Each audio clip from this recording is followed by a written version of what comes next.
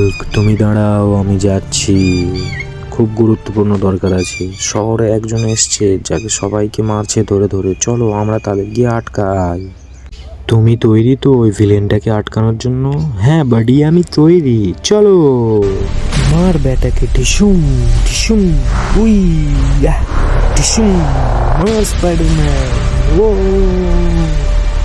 এ তো খুব ক্ষমতাবান, এ তো সবাইকে ফেলে দেবে। মার ওকে, এই নে, তোকে মেরে দিয়েছি, নে।